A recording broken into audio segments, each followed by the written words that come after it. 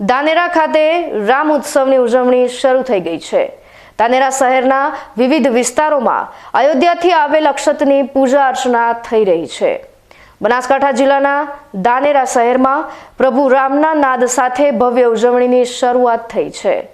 ધાનેરાના અલગ અલગ વિસ્તારોમાં પ્રભુ રામની નગરી અયોધ્યાથી આવેલ અક્ષતને ધાર્મિક મંદિરોમાં ઉત્સાહ સાથે લઈ જવાઈ રહ્યા છે।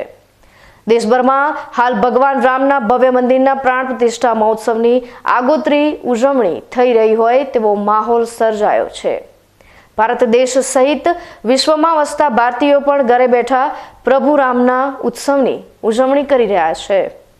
ધાનેરા ખાતે આવેલ ગાયત્રી મંદિર ખાતે શનિવારે અક્ષત પૂજન કર્યા બાદ મહાઆરતી યોજાઈ હતી, જેમાં ધાનેરા શહેરના આગેવાનો સાથે અનેક ભાવિક ભક્તો જોડાયા હતા।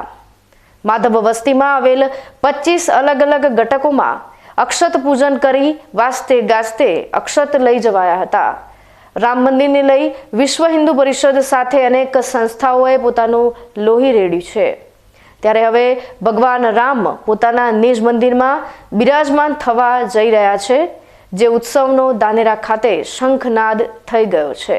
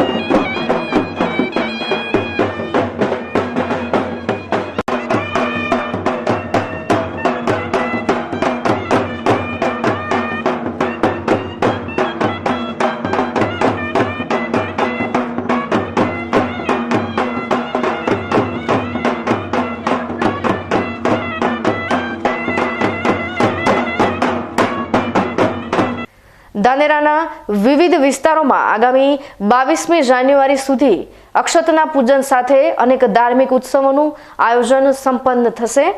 ધાનેરા શહેરમાં આવેલા દરેક મંદિરો અને ધાર્મિક જગ્યાઓમાં ભક્તિભાવ સાથે ધાર્મિક ઉત્સવની શરૂઆત થઈ ગઈ છે, ત્યારે આ મામલે સામાજિક આગેવાન ભીખાભાઈ પુરોહિતે હરખ સાથે વધુ માહિતી આપી હતી। 22 જાન્યુઆરીના દિવસે ભગવાન શ્રી રામચંદ્રજીનો અયોધ્યાની અંદર પુનઃ પ્રાણ પ્રતિષ્ઠા મહોત્સવ ઉજવવા જઈ રહ્યો છે। તે નિમિત્તે અયોધ્યાથી જે પૂજિત અક્ષત ધાનેરા નગરમાં આવ્યા હતા, એ અક્ષત માટેનો કાર્યક્રમ માધવ વસ્તીનો ધાનેરા ખાતે ગાયત્રી મંદિરમાં આજે રાખેલ, અને ગાયત્રી મંદિરમાં આજે હજારોની સંખ્યામાં બહેનો ભાઈઓ ઉપસ્થિત રહ્યા। બહેનો સામૈયા લઈને બહેનો આવી અક્ષતને પૂજન કર્યું, અને 25 ઘટની અંદર માધવ વસ્તીની અંદર અક્ષતના કળશ પહોંચાડવામાં આવ્યા, અને આજે એ નિમિત્તે ખૂબ ઉત્સાહભર્યો માહોલ રહ્યો।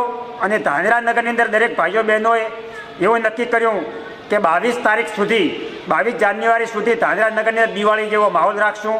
ઘેર ઘેર ભગવાન શ્રી રામચંદ્રજીની આરતી થશે, એમની જપની માળા થશે, અને 22 તારીખના દિવસે અયોધ્યામાં ભગવાન રામ લલા બિરાજમાન થશે, તે દિવસે ધાનેરા અંદર દિવાળી જેવો માહોલ થશે।